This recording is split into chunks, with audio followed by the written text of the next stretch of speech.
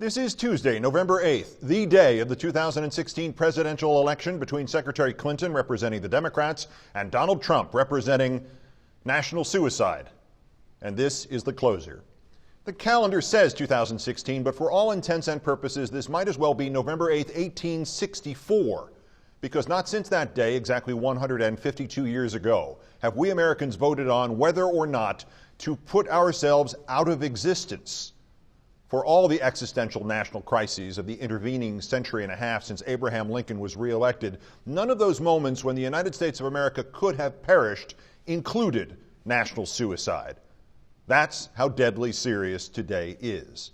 Go forward with Hillary Clinton, who at the worst will be a good president, hamstrung by an obstructionist Congress and the same kind of clutched pearls, nonsensical investigations that hindered but never came close to defeating her husband, or put the full power of the government into the hands of an overwrought child, an amateur who believes he is God's gift to mankind and always had too much money to be impacted by his own failures, a sadistic bully with a cult but not a clue, who indeed can be baited by a tweet, who spent much of the last 3 days of his campaign, even this morning, complaining about Beyonce and Jay-Z and apparently making up stories about Tom Brady having voted for him, and on to whom 40% or more of this country has projected its personal grievances and prejudices and fears, and many of whom support him because of blinding and ill-timed party loyalty.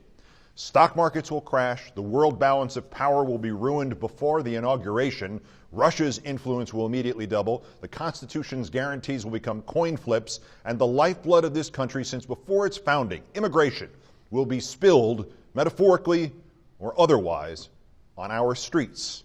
All because of the ego of one American and the incapability of tens of millions of other Americans to understand that all they like and love about our country can vanish nearly overnight. That a vote to burn it all down does not just mean the purge they want of minorities and immigrants and the media and anybody else they want to blame, but it also means that their America burns, that their homes burn, that their possessions burn, that the futures of their children burn. That's how deadly serious today is. Most Americans who know our history think of the 1860 presidential election as the last one that chose life or death for the country. The famous Senator Stephen A. Douglas, Tennessee Senator John Bell, Vice President John Breckinridge, who was pro-slavery, against an obscure ex-congressman from Illinois named Abraham Lincoln. Lincoln, to whom at Raleigh, North Carolina yesterday, Donald Trump compared himself, boasting he got more Republican primary votes than did Lincoln, even though the population in 1860 was a tenth of what it is today, even though there were no Republican primaries in 1860. Quote, "I got more than Honest Abe." Tens of millions of people will actually vote for this diseased narcissist today. Anyway, the 1860 vote was crucial, but civil war was likely despite the outcome. It was the 1864 election, 152 years ago today, that was life or death. As late as August of that year, some Republicans were talking about holding a second convention, withdrawing their renomination of President Lincoln and finding somebody else.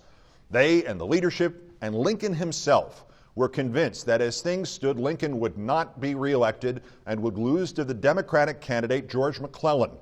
McClellan was the general who had nearly lost the Civil War to the South, had been twice replaced, and was now running on a Democratic platform of immediately ending the war, negotiating a settlement of any kind with the South, and repudiating the Emancipation Proclamation, which had just freed 3 million Americans from slavery barely 18 months before.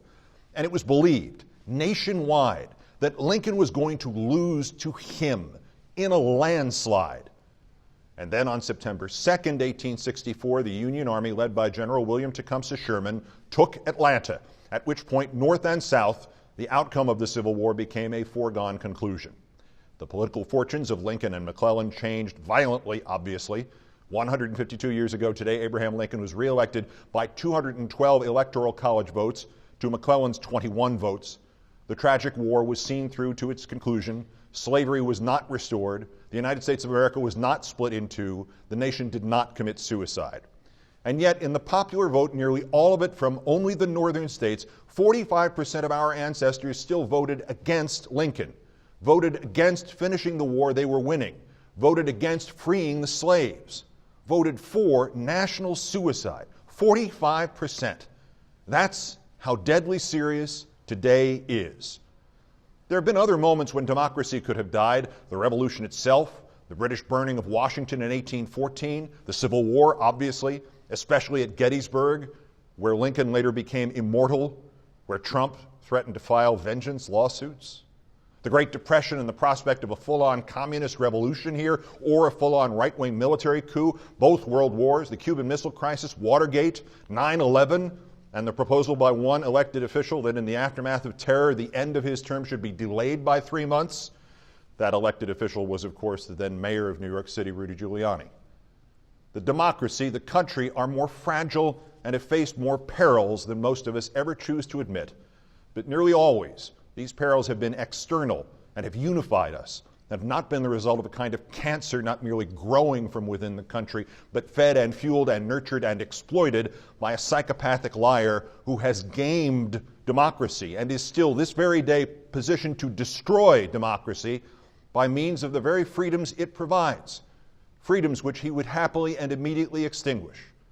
That's how deadly serious today is.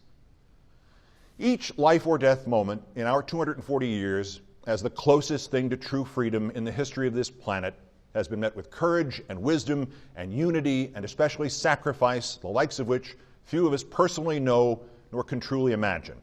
And in none of them, not the British invasion, not the Civil War, not the Depression, not World War I, not World War II, not the Cuban Missile Crisis, not Watergate, not 9/11, were we afforded such an easy means of escape, such a simple method of protection as rests in every man and every woman, in every voting booth, in every community in this country today. We do not have to go to war. We do not have to force a president from office. We do not have to forestall a revolution. We do not have to keep nuclear missiles from flying. We do not have to recover from terrorism.